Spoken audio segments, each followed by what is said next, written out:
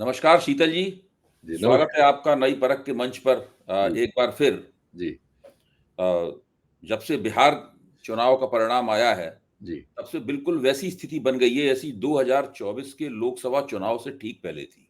जी, 3 बड़े चुनाव कांग्रेस ने उस वक़्त जीते थे, छत्तीसगढ़ का, राजस्थान का और एक चुनाव और जीता था। छत्तीसगढ़ का, राजस्थान का और एक चुनाव में देखिए दिमाग से निकल रही है बात। राजस्थान कहाँ जीते थे?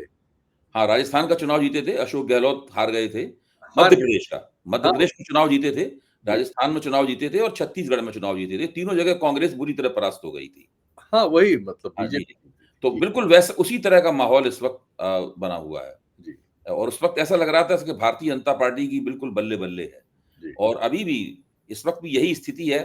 3 बड़े चुनाव भाजपा ने जीत लिए हैं, महाराष्ट्र का, हरियाणा का जी, और बिहार का जी, और फिर से एक बार भारतीय जनता पार्टी की बल्ले-बल्ले है। जी, ऐसा लग रहा है ऐसे विपक्ष कहीं भी होड़ में है ही नहीं। जी, वो राजनीतिक प्रतियोगिता से बाहर हो गया है। जी, चारों तरफ से राहुल गांधी को नसीहतें दी जा रही हैं, उनको डाँट पिलाई जा रही है, उनको उनका गिरेबान पकड़ के झकझोरा जा रहा है तकरीबन।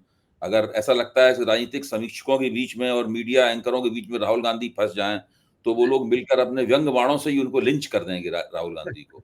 मतलब ये स्थिति जो है वो बनी हुई है। जी, जी, राहुल गांधी ने भी इस जो हमला हो रहा है उनके ऊपर, उसका मुकाबला करते हुए ऐसा लगता है कि एक रणनीति बनाने की कोशिश की है। जी, उन्होंने कांग्रेस के 11-12 राज्यों के अपने पदाधिकारियों को बुलाया, उनके साथ मीटिंग की जी, और फिर कहा कि हम एसआईआर के ऊपर हमला बोलेंगे, एक रामलीला मैदान में रैली करेंगे, फिर एक गुजरात में पदयात्रा निकालेंगे, वगैरह-वगैरह। वो भी अपनी पूरी कोशिश कर रहे हैं। तो इस जी। पूरे माहौल में आपको क्या लगता है कि राहुल गांधी का दिमाग किस तरीके से काम कर रहा होगा?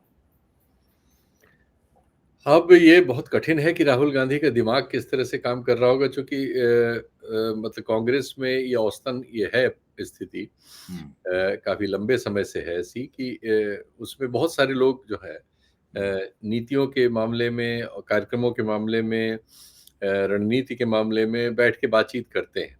ये सही है कि बात आखिर में मानते हैं उसी परिवार के लोगों की। एक नेतृत्व उनका एक अघोषित और कई बार घोषित चलता है, लेकिन उन बातचीत वो लोग करते हैं लगातार और बातचीत वो बहुत सारे सोर्सेज़ से करते हैं। उसमें ये वाला हिस्सा नहीं है जैसा इस समय के डिस्पेंसेशन में है, कि हमें जैसा पता लगता है कि हमारे प्रधानमंत्री जी और अधिकतम मामलों में गृह मंत्री जी, ये चीज़ों को तय करते हैं और फिर वो एक टीम है जिसमें वो उसके ज़रिए उसको इम्प्लीमेंट कराते हैं।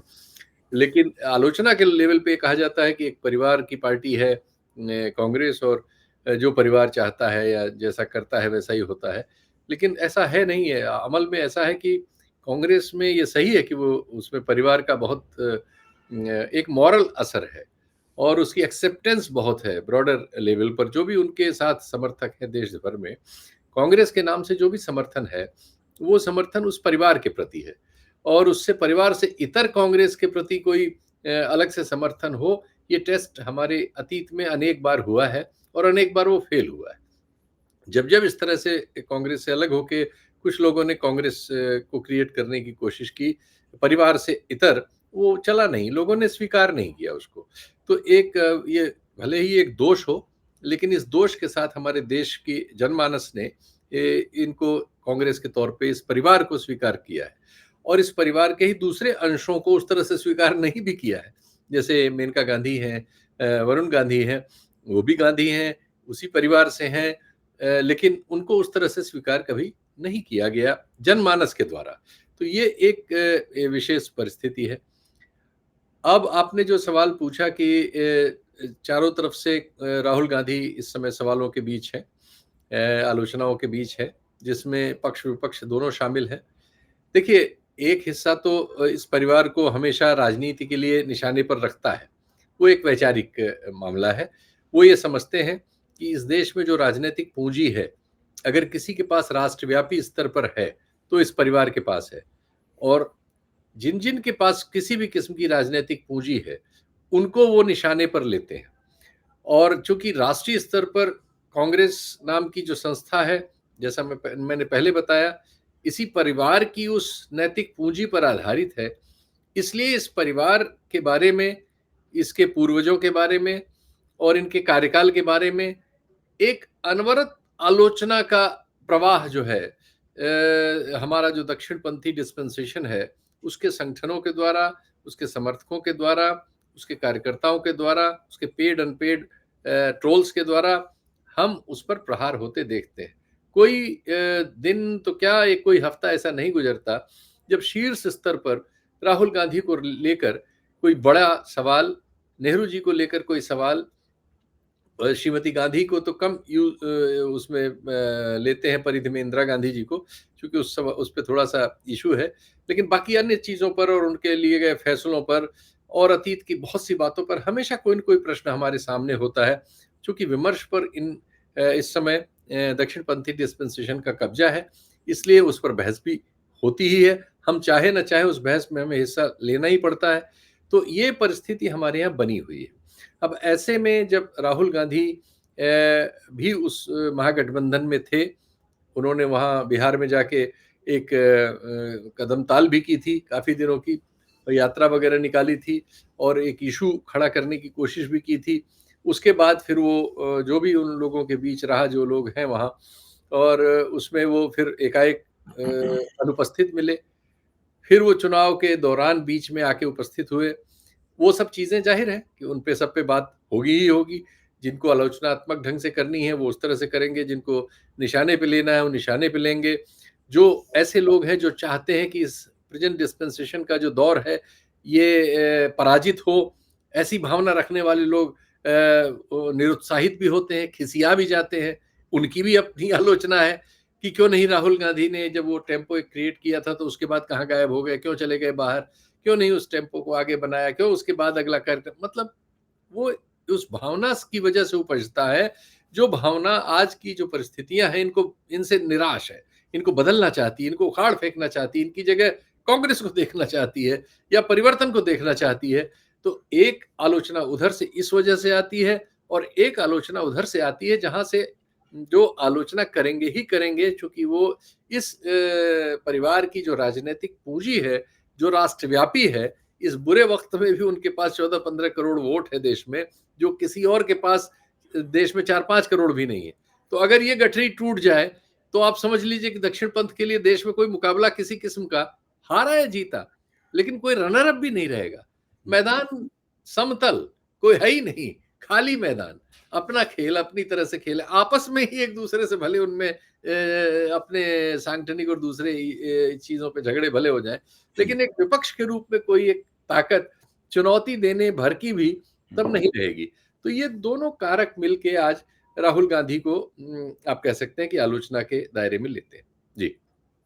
तो आपकी बात का लुब्बो-लुभाव ये है कि कांग्रेस ही भारत में एक राष्ट्रव्यापी विपक्ष की भूमिका निभा रही है।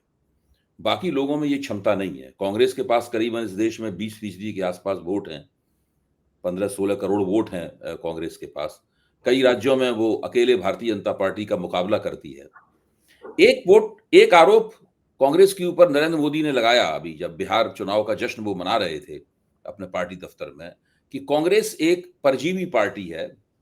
वो दूसरी पार्टियों की कीमत पर अपने आप को स्थापित करने की कोशिश करती है और दूसरी पार्टियों को खा जाती है, या दूसरी पार्टियां उसके साथ रहती हैं तो बुरी तरह हारती हैं, वो भी हारती है और पार्टी भी हारती है।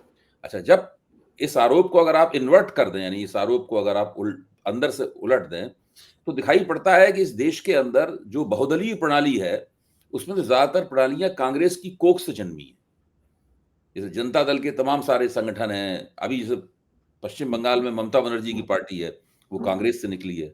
महाराष्ट्र में जो नेशनलिस्ट कांग्रेस पार्टी है एनसीपी, वो कांग्रेस से निकली है। कई पार्टियां ऐसी हैं, जनता दल में बहुत सारे तत्व जो हैं वो सारे के सारे कांग्रेस से, समाजवादियों के बीच से भी आए हैं और कांग्रेस के बीच भी आए हैं। देश में बहुत सारी पार्टियां इस वक्त जो सक्रिय हैं भारतीय जनता पार्टी के विपक्ष के तौर पर, या भाजपा के अंदर भाजपा के साथ भी हैं, उन सब पार्टियों के किसी न किसी रूप में कांग्रेस से संबंध रहे हैं। कांग्रेस रहे हैं, हरियाणा की पार्टियां हैं वो, बिल्कुल। और नरेंद्र मोदी कहते ही हैं कि कांग्रेस परजीवी पार्टी, जबकि देखा जाए तो बहुत सारी पार्टियां कांग्रेस के अंश हैं, वहीं वहीं वहीं वहीं से निकली हुई हैं। और इसके उलट अगर भाजपा का रिकॉर्ड देखें, तो आप पाते हैं कि भाजपा जिन-जिन दलों के साथ रही है, या तो उन दलों को उसने तोड़ दिया है या खा गई है या उनकी कीमत पे उनके इलाकों में विकसित हुई है। तो क्या लगता है कि ये लगातार ये बात बोलते रहते हैं अलग-अलग तरीके से। इरादा वही है कि अगर किसी तरह कांग्रेस रास्ते से हट जाए, तो फिर उन्हें अनंत काल तक भारत के ऊपर हुकूमत करने से कोई नहीं रोक पाएगा। और दरअसल अभी जो एक भारत श्रेष्ठ भारत बोलते हैं, तब हो जाएगा एक पार्टी श्रेष्ठ भारत भी इनका नारा हो जाएगा। तो ये लगातार ये बोलते रहते हैं और इससे डिस्कोर्स चलता है, उस चक्कर में भी भाजपा विरोधी भी आ जाते हैं बहुत से, वो भी आ जाते हैं। तो इस प्रकार के डिस्कोर्स की काट क्या है? क्या विपक्ष के पास ऐसी कोई विपक्ष को सोचना विचारना चाहिए कांग्रेस को इस मामले में कैसे कोई रणनीति बनाई जाए, क्या किया जाए इस बारे में? देखिए, पहली बात पे आता हूँ, जो आपने लगभग उसका उत्तर भी दे दिया उस सवाल में और मैं उससे असहमत हो नहीं सकता, इसलिए कि वही तथ्य है। सच्चाई ये है कि इस देश में एक लोकतांत्रिक ढांचा विकसित हो, जिसमें विपक्ष हो, पक्ष हो, बहस हो, विमर्श हो, आलोचना हो, समालोचना हो। इसके लिए जो भी हमारे पास उपलब्धियां हैं, वो कांग्रेस के ज़रिए क्रिएट हुई। जब नेहरू जी ने पहला मंत्रिमंडल बनाया, तो आप देखिए उसमें श्यामा प्रसाद मुखर्जी भी थे, उसमें अम्बेडकर जी भी थे। मतलब जो भी उस समय राष्ट्रीय परिदृश्य में लोग थे, बहुत सारे लेफ्टिस्ट थे, जो जिनके बहुत सारी सवाल थे। सज्जाद ज़हीर वगैरह पाकिस्तान चले गए थे, फिर भारत आ गए थे। ऐसे लोग इंडिविजुअल लेवल पर भी और अदरवाइज़ भी। खुद कांग्रेस में एक सोशलिस्ट ग्रुप पैदा हो गया था। इन सब लोगों के साथ एक समावेशी व्यवहार करने की कोशिश कम से कम करती हुई कांग्रेस हमें अतीत में मिलती है। उसके बाद निश्चित तौर पर बहुत सी चीज़ों का हमारे यहाँ क्षय हुआ है। उसमें कांग्रेस की और या राष्ट्रीय आंदोलन की नैतिकता का भी क्षय शामिल है और कांग्रेस में भी विकृतियाँ आई, वो सब सही है। लेकिन यहाँ जो प्रधानमंत्री कह रहे थे हमारे, अभी जो उन्होंने कहा, वो बिहार सापेक्ष है। चूँकि बिहार में वो एक गठबंधन की सरकार में है, जिस पर एक आरोप लग रहा है कि बीजेपी उसको धीरे-धीरे अंदर से निगल लेना चाहती है। इस तरह की आलोचना इस चुनाव के दौरान और चुनाव के बाद भी लगातार उनके समक्ष आ रही है। जैसे जिस तरह से उन्होंने स्पीकर का पद, गृह मंत्रालय का पद और अन्य ज़रूरी पद ले लिए हैं इस बार, और जिस तरह से उनका नियंत्रण रहा चीज़ों पर, जैसे उनके नेता जो नीतीश कुमार के अलावा हैं, वो लोग जिस तरह से कहा जाता है कि वो बीजेपी को रिपोर्ट करते हुए मिलते हैं, उनके राष्ट्रीय अध्यक्ष और उनके संसदीय पार्टी के नेता ललन कुमार वगैरह, केंद्रीय मंत्री, तो उससे सबसे इस तरह की स्टोरीज मैदान में आती हैं। अब मोदी जी उसका प्रतिकार करने के लिए उल्टे कांग्रेस पे ये बात डाल देते हैं। जबकि सच्चाई ये है कि कांग्रेस दरअसल जब समर्थ थी, तब उसने कोई इस तरह की गठबंधन की राजनीति की नहीं, और जब वो असमर्थ हुई और गठबंधनों में गई, तो उसका रिकॉर्ड थोड़ा-सा ज़्यादा फेयर है। चाहे यूपीए 1, यूपीए 2 वगैरह ले लें, वैचारिक मतभेद हुए, लेफ्ट उनसे अलग हुआ, वो इश्यूज़ हैं। लेकिन अपनी ओर से उन्होंने लेफ्ट को बाहर नहीं किया था। लेफ्ट ने एक इश्यू पे अपना एक स्टैंड लेके अपने आप को उनसे अलग किया था। और दोनों दौर में उनकी जो सरकारें रहीं, उसमें संख्या का बड़ा फ़र्क था। और मतलब विपक्ष सॉरी, जो उनके गठबंधन के सहयोगी थे, उनकी बड़ी संख्याएँ थी। पहली बार यूपीए 1 में तो वो 200 भी सीट उनकी नहीं थी। दूसरी बार 200 पार हुई किसी तरह से। तो ये एक परिस्थिति रही है, लेकिन किसी कांग्रेस को या किसी को ऐसा सर्टिफ़िकेट देने की बात नहीं है। जो भी एक बड़ी पार्टी होती है, राष्ट्रीय पार्टी होती है, उसमें इस तरह की प्रवृत्तियाँ हो सकती हैं। लेकिन उसमें वो इस तरह की सांगठनिक प्रवृत्तियाँ या सांगठनिक क्षमता नहीं है। वो क्षमता तो हमारे वर्तमान डिस्पेंसेशन के पास आरएसएस के रूप में ही है, कि वो, और दूसरा जिस तरह से मीडिया, सोशल मीडिया पर उनका कब्जा है, उसके अनुसार वो चीज़ों को किसी के पक्ष या विपक्ष में उपयोग करना चाहें या किसी को डेसिमेट करना चाहें, जो आज उन जब यही नीतीश कुमार उनके साथ अलग हो गए थे और बीच में लालू जी के साथ चले गए थे, उस समय क्या आप आरोप देख लीजिए। यही माध्यम, जिन माध्यमों से आज इस जोड़ी को बेहतर बताया जा रहा है, यही माध्यम नीतीश जी की भी भारी बकिया उधेड़ते हुए हमें वो रेफरेंसेस मिल जाएँगे। तो ये करने की क्षमता ही कांग्रेस में उस तरह की कभी नहीं रही, जैसी क्षमता इनके पास है, हमारे वर्तमान डिस्पेंसेशन के पास। और इनके ताजा उदाहरण हमारे सामने है शिवसेना के रूप में, अकाली दल के रूप में। और फिलहाल हम मान लेते हैं कि नीतीश कुमार जी उनके द्वारा बनाए गए फिर से चीफ मिनिस्टर हैं, पिछली बार भी बनाया था। लेकिन उन्होंने नीचे से उनकी, ये सब लोग देख रहे हैं कि ज़मीन निकाल ली है और पता नहीं उनके बाद उनके दल का क्या होगा। इसको सबको लेके जो चिंताएँ हैं, वो इस आरोप से बहुत बड़ी हैं, जो प्रधानमंत्री जी ने कांग्रेस पे लगाया है। देखिए, अगर अभी राहुल गांधी ने अपनी पार्टी के पदाधिकारियों को बुला के, जैसा कि मैंने शुरू में भूमिका में कहा कि उन्होंने एक नीति बनाई है जी, कि वो किस तरीके से स्पेशल इंटेंसिव रिवीजन जो 12 राज्यों में हो रहा है, जी, उसके खिलाफ एक संघर्ष किया जाए, राष्ट्रव्यापी संघर्ष किया जाए। जी, तो ये एक बड़ा आंदोलन का कार्यक्रम है और जी, ये आंदोलन उस वक़्त तक कामयाब नहीं हो सकता, जब तक कि क्षेत्रीय शक्तियाँ इसके साथ न जुड़ें। जी, क्योंकि अब देखिए, पश्चिम बंगाल में एसआईआर हो रहा है, जी, तमिलनाडु में एसआईआर हो रहा है, केरल में एसआईआर हो रहा है। तो ये तो ऐसे इलाके हैं जहाँ पर केवल कांग्रेस के आंदोलन करने से कुछ नहीं होगा। और जब तक कि तृणमूल कांग्रेस पश्चिम बंगाल में सक्रिय नहीं होती है या डीएमके कूदती नहीं है मैदान में एसआईआर के खिलाफ तमिलनाडु में, जी, या केरल में सीपीएम और कांग्रेस दोनों जुड़ के नहीं अगर झंडा बुलंद करते हैं एसआईआर के खिलाफ, तब तक वो संघर्ष वहाँ पे कामयाब नहीं होगा। ये सही है, गुजरात में कांग्रेस है, तो गुजरात में कांग्रेस यात्रा निकाल लेगी, रामलीला मैदान में भी कांग्रेस रैली कर लेगी, लेकिन यहाँ पे भी आम आदमी पार्टी को उसके साथ जुड़ना चाहिए। जी, तभी कामयाब रैली होगी और वो रैली विपक्ष की एक तरह से प्रतिनिधि रैली भी मानी जाएगी। अगर आम आदमी पार्टी ने इस रैली में भाग नहीं लिया, तो कांग्रेस की इस रणनीति में अगर ये कामयाब होती है, तो कामयाब तभी होगी जबकि विपक्षी एकता भी इसके साथ-साथ होती हो। जी।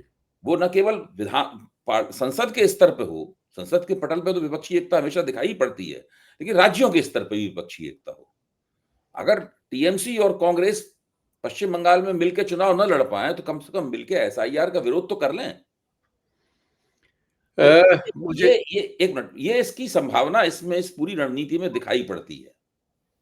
क्योंकि रणनीति कामयाब ही तब हो पाएगी जबकि ये ताकतें मिलेंगी, वरना ये रणनीति कामयाब नहीं हो पाएगी। जी, अब आप कहिए। देखिए, एसआईआर पर विपक्ष की असहमति के स्वर तो सब जगह से हैं। हुँ, ऐसा कोई मुझे विपक्ष का दल नहीं मिला है जो इसके पक्ष में हो। हुँ, अपनी-अपनी तरह से सबने इसकी आलोचना की है, इसको चुनौती देने की बात की है।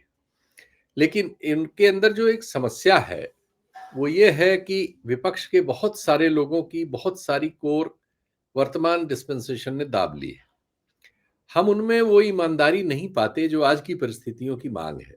हुँ, आज की परिस्थितियों से लड़ने के लिए तो दरअसल ये एसआईआर वाला कार्यक्रम की जगह मुझे ये लगता है, ये मेरी राय व्यक्तिगत है, आप इसे उस तरह से ले सकते हैं, लोकतंत्र ही सवालों के घेरे में है। जिस तरह के फैसले आ चुके हैं कोर्ट्स में वगैरह, और उसमें मुझे नहीं लगता कि नागरिकों के पास या प्रेस के पास या राजनीति करने वालों के पास अब स्वतंत्रता बची है। जी, तो सवाल मेरा ख़्याल है इससे ज़्यादा बड़ा हो चुका है जी, कि हम हुँ, किसी एक प्रसंग पर या किसी एक मुद्दे पर किसी आंदोलन की बात करें। हुँ, शायद ज़रूरत इस समय देश की ये है, ये हुँ, मेरी राय है, गलत सही हो सकती है, कि ये लोकतंत्र को बचाने के लिए एक व्यापक लोगों को चेतना की जाए और उनको आंदोलन में अगर उतार सके तो उतारिए। हुँ, जो हमारे यहाँ तौर तरीके संविधान में निहित हैं उनका प्रयोग करिए। गांधी जी और राष्ट्रीय आंदोलन से जो सीखा है उन सबका करिए और इसमें देशव्यापी रूप से लोगों को इसमें जोड़ने की कोशिश कीजिए। ये छोटे मतभेद जैसा आम आदमी पार्टी और कांग्रेस के बीच है, कई जगह और छोटे दलों वगैरह के बीच है, इन सबको इस बड़े सवाल के अम्ब्रेला में गायब किया जाना चाहिए। वक्त की जरूरत आपस में लड़ने की जगह बड़ी समस्या से लड़ने की है। ये सब चीज़ों की आज की आवश्यकता नज़र आती है। हम लोगों को नज़र आती है एक नागरिक बोध के तहत। तो मुझे नहीं लगता कि इन दलों के लोगों को ये पता ना हो। लेकिन हम उन उस चिंता के आधार पर उनकी सक्रियता नहीं पाते। और उनमें से बहुत सारे उन शॉर्टकट्स में बैठे हुए हैं कि वो अपने-अपने राज्यों में आज नहीं तो कल सफल हो जाएँगे, इस नहीं तो उस दाँव से हो जाएँगे। गलतफ़हमी के शिकार अभी बहुत सारे लोग हैं और उसके बहुत सारे लोकल कारण भी हैं, आर्थिक और दूसरे कारण भी हैं। नसें कमज़ोर हैं, ये माना जा सकता है। जैसी परिस्थिति की माँग है, उसके लिहाज से उनकी तैयारी नहीं है या वो उतना खतरा नहीं मोल लेना चाहते। यूँ ये कहना ज़्यादा मुफ़ीद होगा कि वो खतरा, वो जोखिम नहीं उठाना चाहते, जो उठाते हुए राहुल गांधी हमें दिखते हैं आजकल। ये सब परिस्थितियाँ हैं। ऐसे में ज़रूर हम उम्मीद करते हैं कि ये सब लोग जो हैं, आज के सवालों के लिहाज से अपने को हुँ, एकजुट करने में सफल हों। नहीं होते तो हम आप उसमें सिवाय इसके कि उसके बारे में विश्लेषण करें और हुँ, क्या कर सकते हैं। हुँ। ठीक बात है। अब जैसे एक नया मुद्दा आपने बात बताई उसी में जोड़ते हुए मैं कह रहा हूँ, एक नया मुद्दा सामने आया है। आज के अखबारों में आपने देखा होगा, सरकार ने नई श्रम श्रम संहिता जो है, वो लागू की है, उसकी घोषणा की है। और साथ में मोदी जी के एक-एक पेज के विज्ञापन हैं, जिसमें वो हमेशा की तरह अपने आप को बधाई दे रहे हैं और कह रहे हैं, श्रमेव जयते, रटा-रटाया एक वाक्य बोल रहे हैं। देश की 10 सेंट्रल ट्रेड यूनियंस ने, जो देश की सबसे बड़ी मज़दूरों की सेंट्रल ट्रेड यूनियंस है, यानी सेंट्रल यूनियन वो संगठन होती है, इसमें कई छोटी-छोटी यूनियनें शामिल होती हैं। वो सेंट्रल इसमें आईएनटीयूसी है, इसमें एआईटीयूसी है, एचएमएस है, सीटू है, सीआईटीयू है, एआईयूटीयूसी है, टीयूसीसी है, सेवा है, एआईसीसीटीयू है, एलपीएफ और यूटीयूसी है, सारी यूनियन हैं। सबके नाम हम लोगों ने सुन रखे हैं और ये ज़बरदस्त इन लोगों का मज़दूरों की निष्ठाएँ इनके साथ हैं। मज़दूर लाखों देश के करोड़ों मज़दूर इन मज़दूर संघों के रजिस्टर में उनके नाम हैं। मज़दूर अपनी तनख्वाहों से इनको लेवी देता है, मतलब ताकि इससे ये संगठन चलते हैं। इसमें कम्युनिस्ट पार्टियों की यूनियनें हैं, इसके अंदर समाजवादी की यूनियन है, इसमें कांग्रेस की यूनियन है, इसके अंदर स्वतंत्र ट्रेड यूनियन संगठन है। इन लोगों ने एक प्रेस रिलीज़ जारी की है, जिसका शीर्षक है labour codes notification A deceptive fraud on the working people of the nation. Joint plate ये उन्होंने कहा। उनका कहना है कि ये पूरे देश के मज़दूरों को के साथ बहुत बड़ा छलावा जो है, बहुत बड़ा छल किया जा रहा है।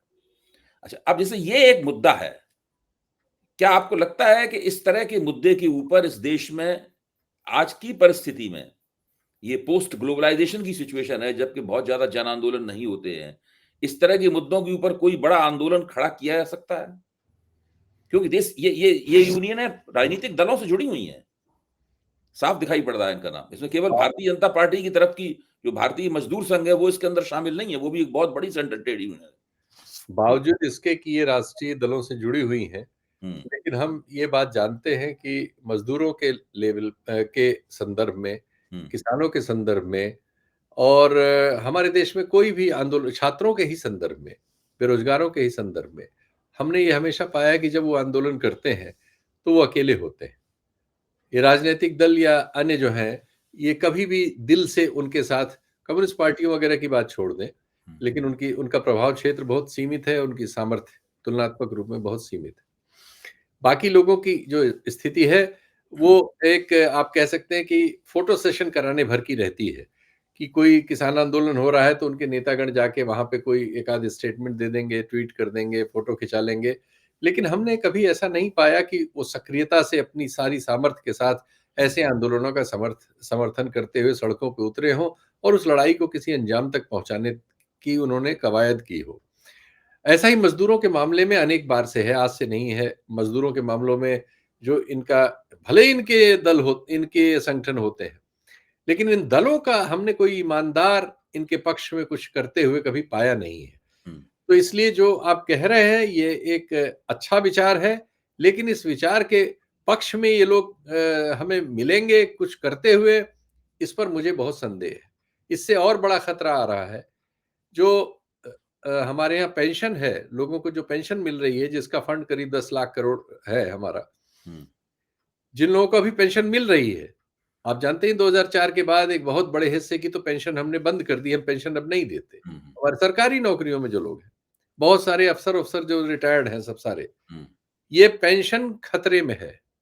इसके प्रस्ताव बहस के बीच हैं, उनके संगठनों के भी बीच हैं और मुझे आज मैं हूँ लखनऊ में बहुत सारे ऑफ़िसर्स मेरे दोस्त वग़ैरह जो हैं रिटायर्ड हैं, बात हो रही थी। सब तनाव में हैं, उनके ग्रुप्स वग़ैरह में इस पर कांस्टेंट बहस हो रही है। तो इस सरकार की जो नीतियाँ हैं, वो जो कैपिटलिज़्म की आप कह सकते हैं कि सबसे अंतिम कवायदें थीं, जिनके बाद अब कैपिटलिज़्म दूसरी चीज़ों में फँस गया है। ये वो कवायद करती हुई, मार्च करती हुई हमें इस समय वो नीतियाँ मिल रही हैं। लेकिन जो परिस्थितियाँ हैं उसमें दुर्भाग्यपूर्ण स्थिति ये है कि इनका मुकाबला करती हुई जो चीज़ें सामने होनी चाहिए, वो कहीं अनुपस्थित है वो। विचार के स्तर पर भी अनुपस्थित है और आचरण के स्तर पर भी अनुपस्थित है। इसलिए मुझे कोई बहुत उम्मीद अभी तो नहीं है फिलहाल कि वो इसके लिए इनके साथ जन जागरण करेंगे और इनके साथ होने वाले और मतलब इस फैसले से हो चुके संभावित और प्रकट अत्याचार के विरुद्ध वो तार्किक बात लाएँगे। बल्कि हमने उन्हें वो तर्क देते हुए ज़्यादा पाया है, जो हुँ। तर्क इसके पक्ष में क्रिएट किया जाता है। कैपिटलिज़्म के जो थिंकर्स हैं, जिन्होंने क्रिएट कर रखे हैं इसके तर्क, वही तर्क देता हुआ हमें सामाजिक हिस्सा जो इन सब दलों में निहित है, मिलता है। अच्छा, कल एक बहुत बड़ी घटना हुई, कहने के लिए वो एक घटना है, लेकिन दुबई का जो एयर शो था, जी, उसमें भारत का जो इसको फाइटर जेट कह रहे हैं, लेकिन वो लाइट कॉम्बैट एयरक्राफ्ट है। कहते जी, हैं उसको फाइटर जेट है, जी, लेकिन वो एलसीए है, लाइट कॉम्बैट एयरक्राफ्ट है। जी, वो तेजस उड़ा और उड़ने के कुछ ही सेकंड बाद वो गिर गया और जल गया। उसमें पायलट की भी, एयर फोर्स के पायलट की भी डेथ हो की जी, का की मृत्यु हो गई। जी, इससे पहले वो राजस्थान में भी एक बार वो हवाई दुर्घटना हो चुकी है, उसमें पायलट बच गया था। जी, अच्छा, अब ये सरकार की तरफ से काफ़ी लीपापोती हो रही है। वायुसेना ने एक कोर्ट ऑफ इंक्वायरी बैठाया है, वो इसकी जाँच करेगा। ये नहीं पता है कि जो राजस्थान में हुआ था अ, और उसका इसमें क्या हुआ हुआ? था, तो उसकी कोर्ट ऑफ इंक्वायरी के नतीजे क्या थे? क्या उसके बाद इसके अंदर कोई तब्दीली की गई या बेहतर किया गया? इस अ, फाइटर जेट को, कथित फाइटर जेट को बताया जाता है कि ये स्वदेशी है। अच्छा, हम लोग जानते हैं कि दुनिया के जो 5-6 अ, विकसित देश हैं, फाइटर जेट केवल वही बनाते हैं और उनके बाहर दुनिया में कोई भी देश आज तक फाइटर जेट बनाने में नाकाम रहा है। भारत का क्लेम है कि उसने फाइटर जेट बना लिया है, तेजस के रूप में, और उसकी हालत ये है कि वो कुछ वर्षों में 2 बार वो क्रैश हो चुका है और दुबई एयर शो में वो अपने करतब दिखा के खरीदने वालों का ध्यान वो खींचना चाहता था। मेरा तो मानना है कि इसका पूरा इतिहास वगैरह सब लोगों को पता होगा। जैसे कि मैं कोई तकनीकी व्यक्ति नहीं हूँ, मेरी जानकारी है, ये एक ऐसा स्वदेशी फाइटर जेट है, जिसका इंजन पूरी तरीके से अमेरिका से आयातित है। इसमें लगने वाली जो मिसाइल नियंत्रण प्रणाली है, वो इज़राइल से ली गई है। कुछ चीज़ें इसमें फ्रांस से ली गई हैं। इस तरीके से विभिन्न देशों से चीज़ें जमा करके कुछ हिस्से इसके पूर्णतः स्वदेशी हैं, लेकिन जो उसकी बुनियादी बात है, इंजन से बड़ी बात क्या हो सकती है? किसी भी वाहन में, चाहे वो धरती पे चलने वाला हो, चाहे पानी में चलने वाला हो, चाहे हवा में चलने वाला हो, इंजन ही जब विदेशी है, फिर उसको स्वदेशी कैसे कहा जा सकता है? बहरहाल, ये तो इसके स्वदेशी-विदेशी होने की कहानी है। और इस तरह के फाइटर जेट को भारत में बनाने के दावे के साथ जुड़ा हुआ है इनका अमृतकाल का दावा। वह दावा जुड़ा हुआ है जिसके तहत ये कहते हैं कि ये भारत को एक विकसित भारत बनाने की तरफ ले जा रहे हैं और 2047 में जाकर पूर्ण विकसित भारत बना देंगे। तो मुझे तो लगता है कि दुबई में जो विमान क्रैश हुआ है, इनके विकसित भारत का दावा भी उसके साथ क्रैश हो गया है क्योंकि अ, आप हम किसी ऐसे भवन के टिके रहने की कल्पना भी नहीं कर सकते, इसकी नींव ना बनाई गई हो पहले ठीक से। अगर बिना नींव बनाए हुए एक बड़ा उम्दा सा शिखर बना दिया जाए, तो वो तो ढहने के लिए अभिशप्त है। तो आप फाइटर जेट बनाने का दावा कर रहे हैं और डिफेंस इंडस्ट्री का छोटा माल बनाने के लिए जो विश्व स्तर पे आपकी खूबी होनी चाहिए थी, वो खूबी नहीं है आपके पास। क्या भारत की बनाई हुई राइफ़लें दुनिया की दूसरी फ़ौजें इस्तेमाल करती हैं? क्या भारत के बनाए हुए ये जो गोला बारूद है, क्या दुनिया के दूसरे देश उनका इस्तेमाल करते हैं? नहीं करते। तो ये तो इनकी स्थिति है। तो ये जो पूरा प्रपंच है, जिसमें लगातार झूठ बोलते हैं और उनसे कोई जवाब तलबी होती नहीं क्योंकि मीडिया को उन्होंने अपने शिकंजे में कर रखा है। तो ऐस ये किस इसका कैसे काट क्या है? इसका क्या मुकाबला है इसका? देखिए डिफेंस के मामले हैं लेकिन जो हमारे अनुभव हैं वो बहुत ही कड़वे हैं। हमने बहुत सारी चीज़ें बनाई हैं, इसमें कोई शक नहीं, अच्छी बात है। बनाना चाहिए, हमारे देश को उससे ज़्यादा बना लेना चाहिए था। लेकिन यह सच्चाई है कि हम एक अर्जुन टैंक बनाते रहे हैं। बहुत बार उसके परीक्षण होते हैं, बहुत बार उसमें चेंजेस होते उसको हैं। एमबीटी मेन बैटल टैंक बोलते हैं उसको। जी, जी। और उसका इंजन उसका भी जर्मनी से आता है और उसमें फिर बहुत सारी चीज़ें हम परिवर्तित करते हैं। सबसे बड़ी बात इन सारी मशीनों के लिए ये ज़रूरी है कि कम से कम इंजन भारत का हो। हुँ। और इंजन जब तक आप नहीं बना सकते, तब तक आप डिब्बा बना सकते हैं बाहर का, लेकिन जब तक इंजन उसका दिल है, किसी भी ऐसी धड़कती हुई चीज का दिल अगर आप नहीं बनाते, तो फिर आप अगर कोई बड़े दावे करते हैं तो वो दुनिया तो उसको दूसरी तरह से ही लेगी, या कोई भी आलोचक उसको उस तरह से नहीं लेगा जैसा आप पेश करना चाहते हैं। लेकिन चूंकि हमारे यहाँ देखिए हर चीज इस दौर में तो ये हो गया है कि हम हर चीज का राजनीतिक इस्तेमाल कर रहे हैं। हम अपनी जो भी हमारी क्षमताएं हैं, उनका भी राजनीतिक इस्तेमाल कर रहे हैं, और इसकी वजह से ये हो रहा है कि हम एक वही जो आपने कहा कि हम एक झूठे मायाजाल में फंसते जा रहे हैं, और इस तरह की ट्रेजिक घटनाओं के जरिए हमें उससे समस्याएं हो रही, जैसे हमारे अमेरिका के रिश्तों के बारे में था। आज सच्चाई ये है कि हमने अब रूस से तेल खरीदना बंद कर दिया है। हमारे अंतिम ऑर्डर्स थे जो पिछले महीने गए, अब उसके बाद सारे ऑर्डर्स बंद हैं। यानी हम अमेरिका की धमकी के आगे झुक गए, लेकिन हमने अपने यहाँ वातावरण में ऐसा झूठ बोल रखा है कि हमारे प्रधानमंत्री के बिना दुनिया को कोई फैसला नहीं होता। ये हमारे गृह मंत्री बोल देते हैं पब्लिक मीटिंग्स में, चुनावी मीटिंग्स में। तो ये हम मतलब अपने द्वारा गढ़े गए उन परसेप्शंस का शिकार होते जा रहे हैं जो झूठे हैं, जो आपने सही कहा।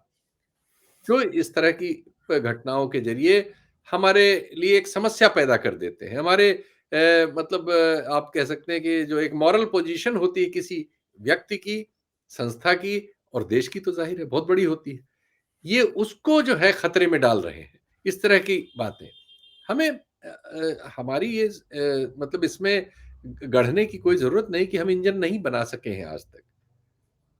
ये बहुत ही, और जब हम इंजन नहीं यानी दिल नहीं बना सके हैं, तो पूरे ढांचे का कोई मतलब नहीं है। ठीक है, उसमें आप इधर से उधर से जोड़ के, ये सही है, दुनिया में जो भी आजकल लड़ाकू जहाज बनाते हैं, बहुत सारी कंपोनेंट्स लेते हैं। लेकिन इंजन जैसी चीज़ तो ज़ाहिर है जो कंपनियाँ इसको प्लान करती हैं, वो वहाँ पर वो कम से कम आत्मनिर्भर होती हैं, और जब तक वो वहाँ पे आत्मनिर्भर नहीं होती, तब तक उनका विकास नहीं होता। जब तक चीन जो है रूसी इंजनों पर निर्भर था, उसकी जो वायुसेना और उसकी जो सामर्थ्य थी, वो पिछड़ी कहलाती थी। अब जब उसने उन चीज़ों से पार पा लिए और अपने लेवल पर उन चीज़ों का विकास कर लिया, तब वो ज़ाहिर है कि उससे बड़ी आगे की छलांग के लिए प्रस्तुत हुआ। भारत को अभी ये सब करना है, लेकिन हमें हमारे यहाँ एक सिस्टम है प्रचार का, जिसमें हम भविष्य की चीज़ों को आज ही बेच लेते हैं। यानी हम बुलेट ट्रेन कब से ला रहे हैं, लेकिन हम उसके जाने कितनी चीज़ें चुनाव में और सब में बेच चुके हैं। तो हमारी बहुत सारी अब खबरें भी ऐसी आती हैं, ऐसा होगा स्टेशन, 7 मंजिल का होगा, ये होगा दिल्ली के स्टेशन में, दुनिया का सबसे बढ़िया होगा, हमारी वो सड़क जो है दुनिया में सबसे बढ़िया होगी। ये सब जो होगा और होगी वाली खबरें हैं, इन लोगों ने हमें खा लिया है, हमारे सच को खा लिया है। वो आपने ठीक कहा कि हमने झूठ के ऐसे मुलम्मे के भीतर अपने आप को कोकून में बंद कर लिया है, जो बीच-बीच में इस तरह की दुर्घटनाओं के ज़रिए हमारी ओर झाँक रहा है, और फिर हम चेहरा छुपाते घूम रहे हैं। ये दुर्भाग्यपूर्ण है, ऐसा जी। राजनीति को नहीं करना चाहिए। हुँ। जब मैं अपने मित्रों के बीच में बैठता हूँ, जो कि मौजूदा सरकार के बंदोबस्त के आलोचक हैं, तो वो लोग साथ में सरकार की आलोचना करने के साथ-साथ में कांग्रेस की और राहुल गांधी की भी कभी-कभी आलोचना करते हैं।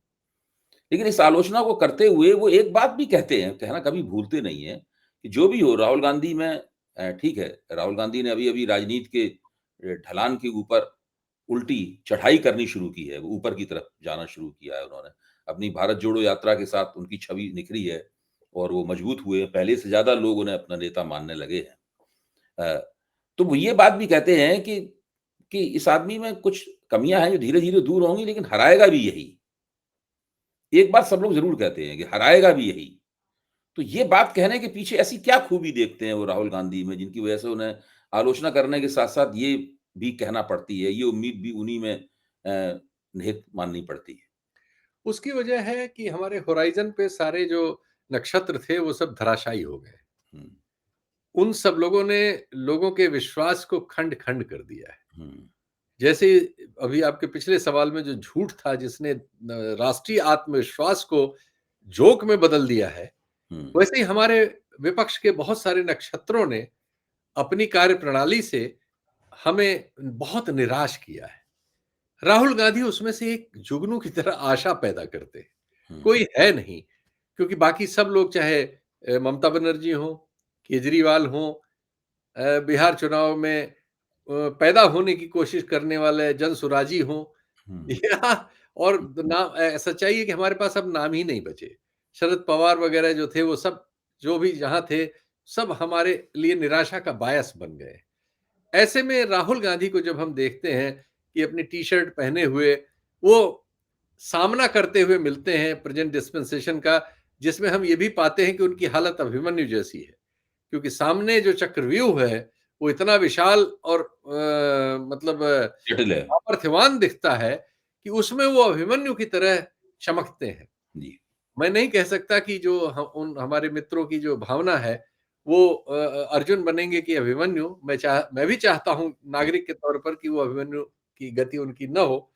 लेकिन जो परिस्थितियाँ हैं उनके विरुद्ध सारे चारों तरफ से, वो उन्हें उसी तरह से कठिनाइयों में घेरे हुए हैं, और इसमें अकेले वो जो हैं, उस तरह के सवालों पर सामने मिल रहे हैं, जो सवाल आज के वक़्त में प्रेज़ेंट डिस्पेंसेशन की आँख में आँख डालकर पूछे जाने चाहिए। कोई और इस काम को कर नहीं रहा है, या करने की उसने नैतिकता पहले ही खो दी है। इसलिए निश्चित तौर पर इस खाली मैदान में राहुल गांधी के अलावा किस पर कौन बात करे? क्योंकि मनुष्य बिना आशा के जी नहीं सकता। तो आशा का संचार जो है, वो हुँ, राहुल हुँ। गांधी के प्रतीक के रूप में हमारे सामने है, और हम चाहें या ना चाहें तो किसको चाहें वाला सवाल हमारे सामने है।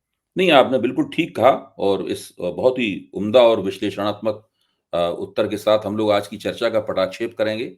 भविष्य की चर्चाओं की संभावनाएँ खोलते हुए और आज हम लोगों ने जो मौजूदा स्थिति है जो राजनीतिक प्रतियोगिता की स्थिति बन गई है हमारे देश में, झूठे डिस्कोर्स की, झूठे नैरेटिव की स्थिति बन गई है, उसके ऊपर एक विश्लेषणात्मक चर्चा की। बहुत-बहुत धन्यवाद शीतल जी। हम अरे! लोग जल्दी ही फिर मिलेंगे। दुबे जी, बहुत-बहुत धन्यवाद, आपने इस लायक समझा। जी। नमस्कार।